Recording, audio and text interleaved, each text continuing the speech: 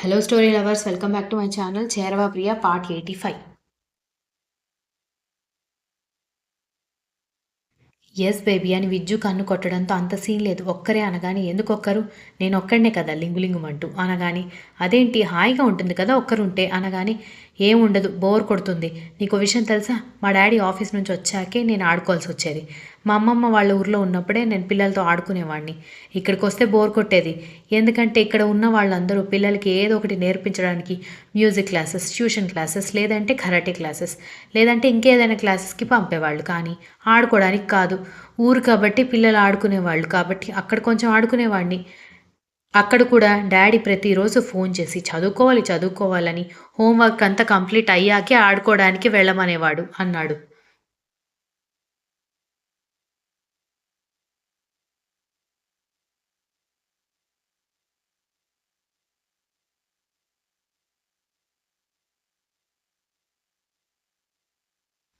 ఊరుకో విజ్జు. ఊర్లో ఎంత హోంవర్క్ ఇస్తారు చెప్పు అని అడగడంతో నీకు చాలా ఎక్స్‌పెక్టేషన్స్ ఉన్నాయిగా అని అతను వెటకారంగా చూడడంతో అంటే ఏంటి అని ఐశ్వర్య అయోమయంగా అడగడంతో మా డ్యాడీ ఫోన్ చేసి మరీ ఎక్కువ హోంవర్క్ ఇవ్వమని చెప్పేవాడు. ఎందుకంటే అప్పుడు మమ్మీ, డ్యాడీ ఇద్దరూ కంపెనీ డెవలప్ చేయడంలో బిజీగా ఉండేవాళ్ళు కదా! దానివల్ల నేను అమ్మమ్మ దగ్గర ఉండేవాడిని. సో అక్కడ ఉన్న స్కూల్స్‌లో క్వాలిటీ ఎడ్యుకేషన్ ఉండదని ఆయన తనకి తెలిసిన మంచి మంచి టీచర్స్ అందరినీ ఆ స్కూల్లో జాయిన్ అయ్యేలా చేసి క్వాలిటీ ఎడ్యుకేషన్ కోసం ఎక్కువ హోంవర్క్ ఇచ్చేయమని చెప్పేవాడు. పాపం నాతో చదివిన పాపానికి నా బ్యాచ్‌మేట్స్ అందరూ ఆ కష్టం చూసేవాళ్ళు అన్నాడు.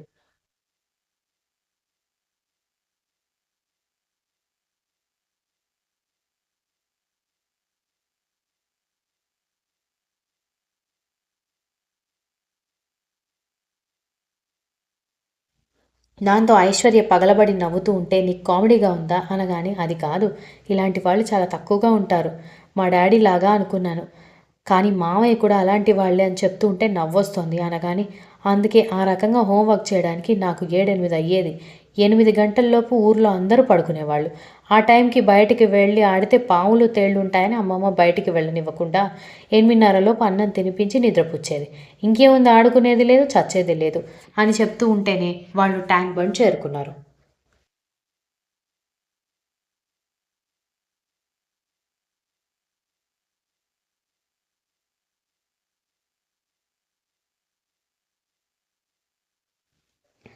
విజ్జు ఒకచోట బైక్ ఆపేసి నువ్విక్కడే ఉండు అని అంటూ నిమ్మకాయ పిండిన ఉల్లిగడ్డ బొరుగులు పొట్లాలు కట్టించి తీసుకుని రావడంతో ఇద్దరూ తింటూ ట్యాంక్ బండ్లో సిటీ లైట్స్కి మెరుస్తున్న నీళ్ళని చూస్తే చాలాసేపు మాట్లాడుకుని ఆ తర్వాత మళ్ళీ బైక్లో కూర్చుని ఇంకొంచెం దూరం ఎవరూ లేని చోట వెళ్ళి బైక్ ఆపేశాడు విజ్జు. ఏంటి ఇక్కడ ఆపేశావు అని అంటూ ఉంటేనే వెనక్కి తిరిగిన ఆమెను గట్టిగా హత్తుకోవడంతో ఏంటి విజ్జు అని అడిగేసరికి తెలీదు. నిజం చెప్తున్నా. నాకసలు ప్రేమ మీద పెద్దగా ఎలాంటి ఎక్స్‌పెక్టేషన్స్ లేకపోయేవి. రిలేషన్‌షిప్స్‌లోకి వెళ్ళాలని కూడా నేనెప్పుడూ అనుకోలేదు. అసలు ఆ ధ్యాస ఉండేది కాదు కానీ, రాక్షసి ఎక్కడి నుంచొచ్చావో తెలీదు కానీ, నీ పిచ్చి తప్ప నాకు ఇంకొక ఆలోచన లేకుండా చేశావన్నాడు.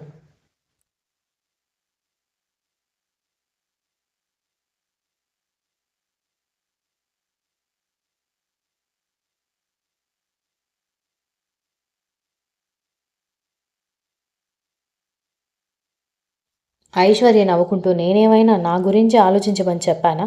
నువ్వే పడిపోయావు అనగానే అవును నువ్వే పడేశావు అంటూ నెమ్మదిగా ఆమె పెదాల దగ్గరకొస్తుంటే ఏంటి విజ్జు ఇది రోడ్డు. పద ఇంటికి వెళ్దాం ఆకలేస్తోంది అనగానే అబ్బా మంచి టైంలో డిస్టర్బ్ చేస్తావేంటే అంటూ గాఢంగా పెదాలను అందుకొని ఆమె నడుం మీద చేయి వేసి దగ్గరికి తీసుకోవడంతో అతని చుట్టూ చేతులేసింది ఐశ్వర్య కూడా.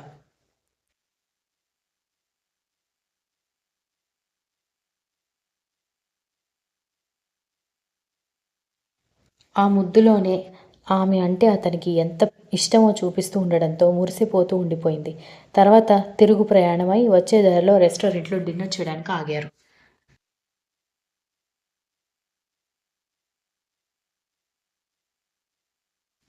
అప్పటికే వాళ్ళు బైక్ మీద బయలుదేరి ఇంటికి ఇంకా రాకపోవడంతో కంగారు పడిన ఐశ్వర్య వాళ్ళ అమ్మగారు కూతురికి ఫోన్ చేయడంతో విజ్జు ఫుడ్ ఆర్డర్ ఇస్తూ ఉంటే కాల్ రిసీవ్ చేసుకున్న ఐశ్వర్య ఏంటమ్మా నాన్న పక్కన లేరా నాకు ఫోన్ చేస్తున్నావు అని అడగడంతో మీ నాన్నగారు భోజనం చేస్తున్నారు ఇంకా మీరు ఇంటికి రాలేదు కదా నువ్వు అబ్బాయి బయటికి వెళ్ళేటప్పుడు నేను మీ నాన్న బయటనే కూర్చున్నాం ఇంకా ఇంటికి రాలేదు కదా కంగారు వచ్చి ఫోన్ చేశాను అంది.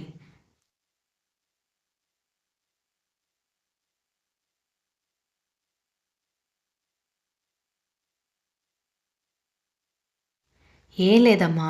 నేను మీ అల్లుడు గారు అలా సరదాగా తిరగడానికి బయటకొచ్చాము. ఇంకా లేట్ అయింది కదా! నాకు వంట చేసే ఓపిక లేదు అనగానే రెస్టారెంట్‌కి తీసుకొచ్చాడు అనగాని, భలే మంచివాడు. నా మొహానికి రెస్టారెంట్ ఏంటి చిన్న కాకా హోటల్ కూడా తెలీదు అనగానే, మీ ఆయన పొదుపుకి బ్రాండ్ అంబాసిడర్‌లే అని అంటూ, సరే అమ్మా నువ్వేం కంగారు పడకు. మేము క్షేమంగానే ఇంటికొచ్చేస్తాం. నువ్వు తిని పడుకో. మళ్ళీ నాన్నగారు చూసారంటే వేరే గోల అంటూ ఫోన్ కట్ చేసింది ఐశ్వర్య.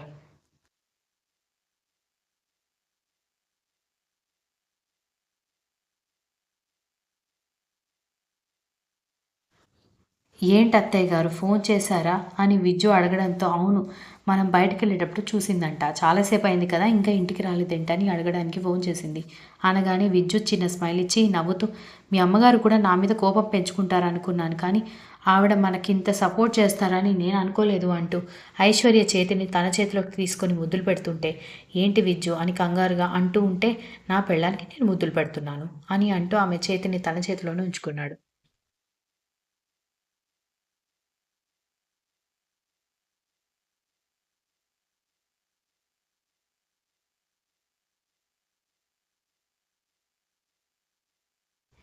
ఏముంది మామూలుగా ఆడపిల్ల తల్లిదండ్రులు తల్లి ఒకలాగా ఆలోచిస్తుంది. తండ్రి ఒకలాగా ఆలోచిస్తాడు. తండ్రి తనలాంటి వాడే కూతురికి భర్తగా రావాలనుకుంటాడు.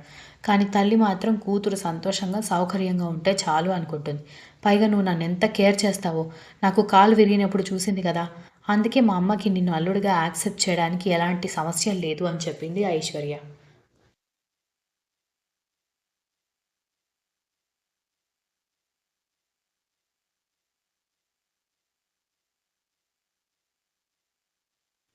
ఇంతలో ఫుడ్ ఆర్డర్ రావడంతో ఇద్దరు ఫుడ్ తింటూ ఉంటేనే, సార్ మీరు అడిగిన ఐస్ క్రీమ్ గులాబ్ జామున్ అని అంటూ వెయిటర్ మళ్ళీ రావడంతో, మేము ఆర్డర్ ఇవ్వలేదు కదా అని ఐశ్వర్య చెప్పడంతో, సార్ ఇచ్చారు మేడం అని చెప్పి వెళ్ళిపోవడంతో ఆశ్చర్యంగా విజ్జు వైపు చూసి ఎప్పుడిచ్చావు అని అడిగింది.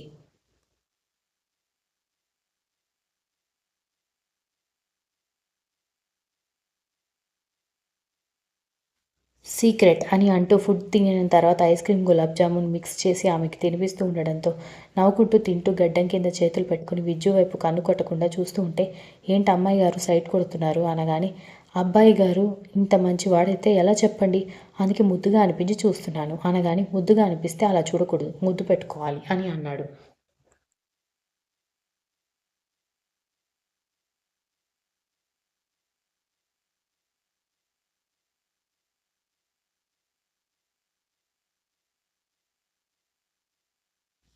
అబ్బా!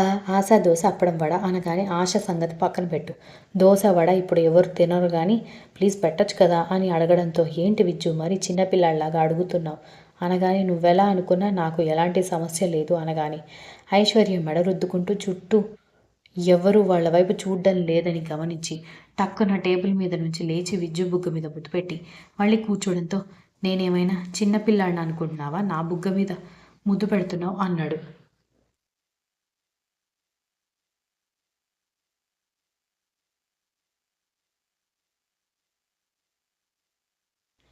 విజ్జు నీకు కావాల్సిన ముద్దు నేను ఇంటికెళ్ళాక ఇస్తాను.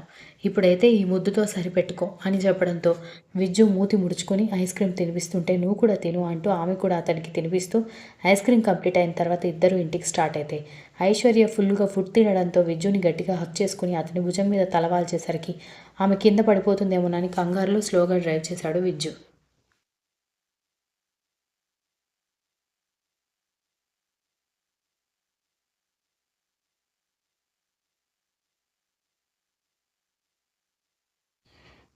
ఇంటికి వెళ్ళాక కూడా ఆమె ఇంకా నిద్ర లేకపోవడంతో ఆమెని డిస్టర్బ్ చేయకుండా నెమ్మదిగా వెనక నుంచి ఆమెను ముందుకు తీసుకుని లోపలికి ఎత్తుకుని వెళ్తూ ఉంటే, చూసారా ఎప్పుడు వాళ్ళ మీద పడేడుస్తారు కదా, అల్లుడు చూడండి అమ్మాయిని ఎంత ప్రేమగా లోపలికి ఎత్తుకుని వెళ్తున్నాడో అని అంది ఐశ్వర్య వాళ్ళమ్మ.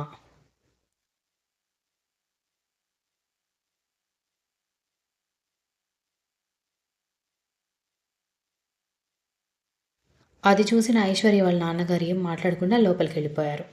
Continuous. If you like the story please like share comment and don't forget to subscribe.